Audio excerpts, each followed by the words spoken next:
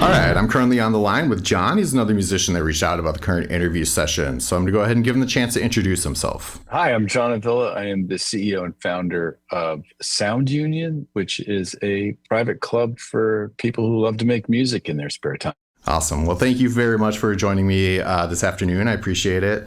Why don't you start by giving me a bit of background and detail about, who you are and how you kind of got into music and saw a life path with that. Yeah, it's funny. I, as a young kid, got into, the junior high school bands. I come from a pretty musical family. We're large. I have 9 kids in my generation. I have 8 siblings. All of us, were into music. My older brothers kind of started the trend and taught the rest of us. And then as we had opportunities to get into junior high and high school and college, that just kind of naturally followed.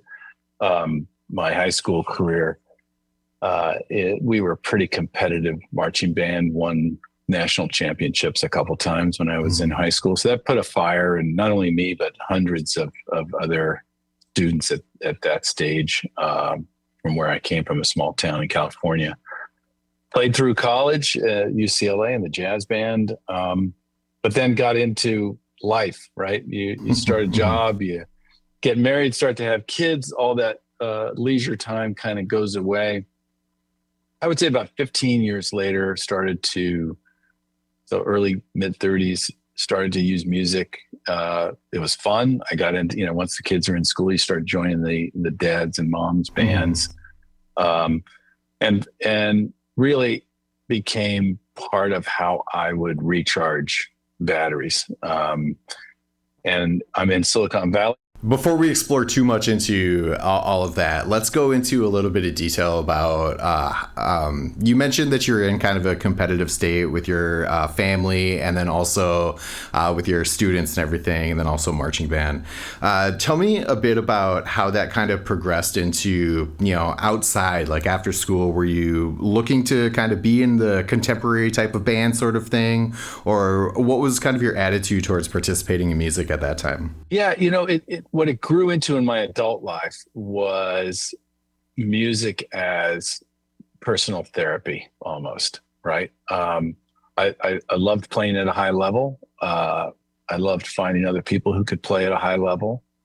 I live and have resided in Silicon Valley, so you have a lot of high achieving folks that work super hard during the day, but need a release. And the more I played and the more I performed out in wedding bands, cover bands, it just became part of my natural routine and a way to, like I said, recharge batteries that get drained in high pressure professions. And it's fun. And as well as being able to play at a level and being pushed by, bandmates to, if we're going to get paid for playing, we wanted to play really well.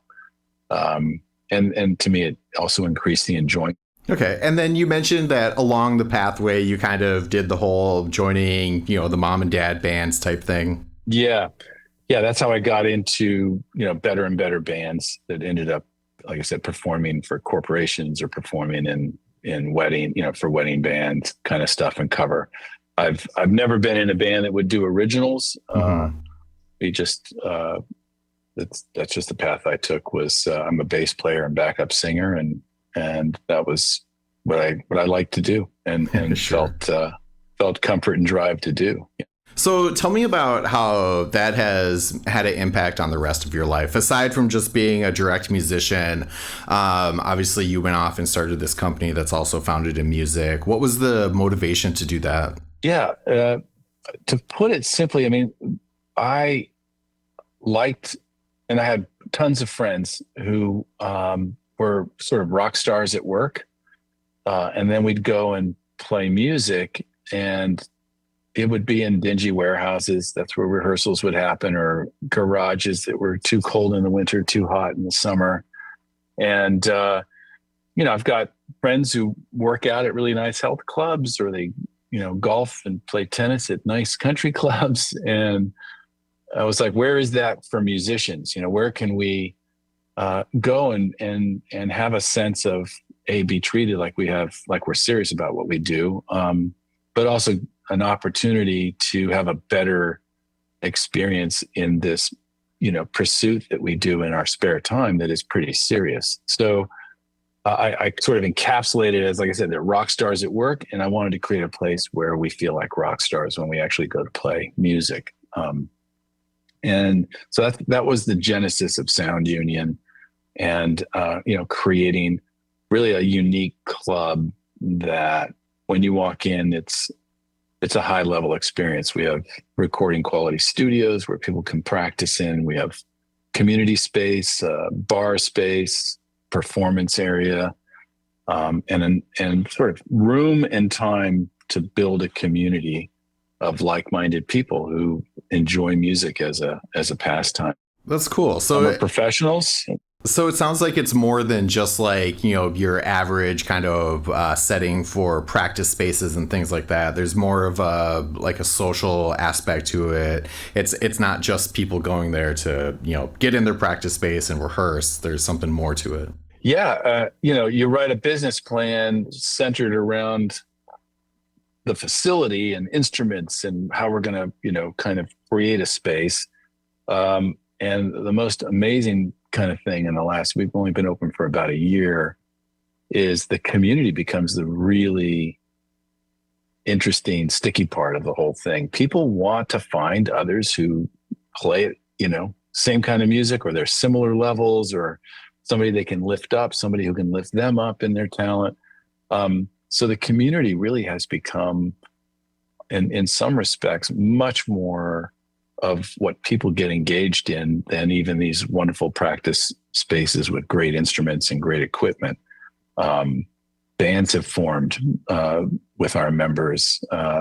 There is a unique thing that happens among musicians. You can go into a room of strangers and play a session, and we curate sessions. We have jam sessions. We have purposeful sessions, where you're going to be doing covers.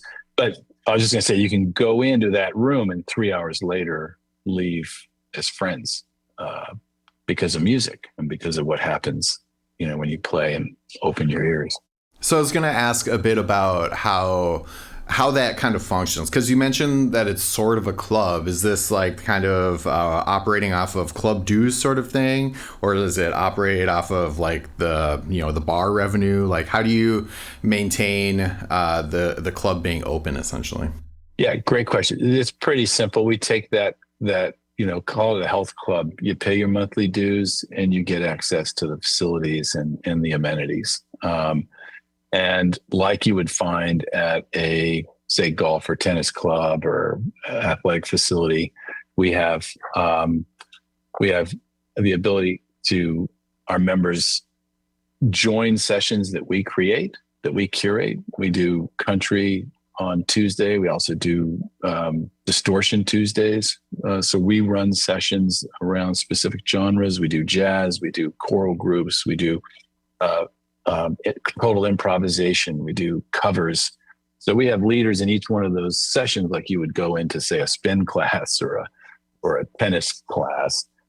And out of those experiences, then people they can also reserve the studios for their own purposes and their own time. But really the idea of, we call them curated studio sessions, gets people engaged in a pretty low friction manner. They don't have to organize it.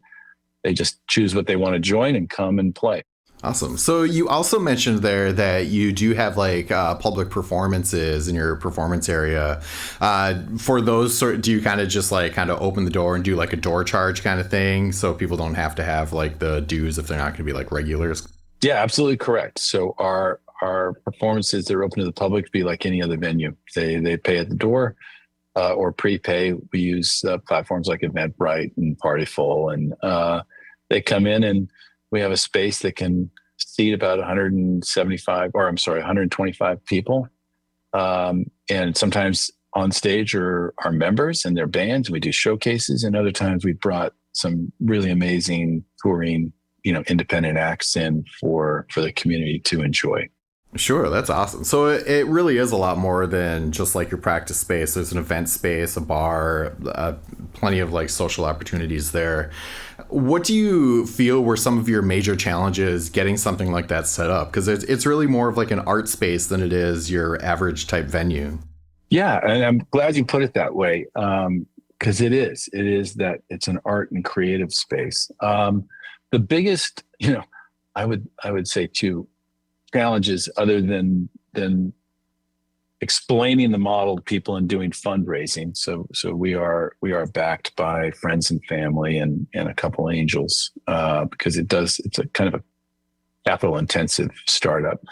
Um, but the biggest, other than that, the next biggest challenge, honestly, is convincing landlords that when we say we're a music venue, they have in mind, dingy people playing rock, thrashing. And it's Sure. like, no, you got to understand, it's not going to be like that. These are people who are, considerate and serious. And that was the number one objection in finding real estate. The second was looking for the right kind of space, right? Sure. As musicians, we're pretty comfortable in light industrial space or warehouses, but we wanted to set a different expectations. We wanted to be much more higher end experience and be in a downtown area surrounded by restaurants, easy foot access, easy parking.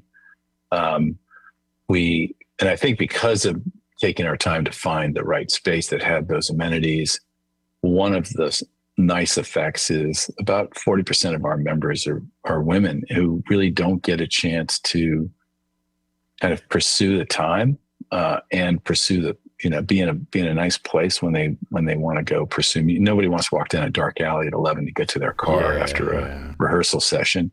So being in a clean, well-lit area has really encouraged a much broader 20-something to 70-something, like I said, about 60-40 male to female split. People comfortable going in and playing with others that they've never met before, which is really can be some of the magic it's that happens. Yeah, that's very cool. I love the idea of the collaborative nature of it and the performative nature, like built in and entwined together. What have been some of your favorite memories of like getting this off the ground and then also, participating in music? I'll go back to, well, it's first of all, it's fun going out and buying equipment. I mean, Yeah. there is that addictive nature that we all have, especially guitar players. Sure, yes. So knowing that we wanted to create a really premium experience and working to get the backing to create that, and then see people when they walk in going, wow, this is as good as or better than I have, at home. And that's definitely one of the moments every time somebody walks in that we appreciate. The other is, for many people out there who aren't in bands, they're pursuing music for various reasons, kind of alone.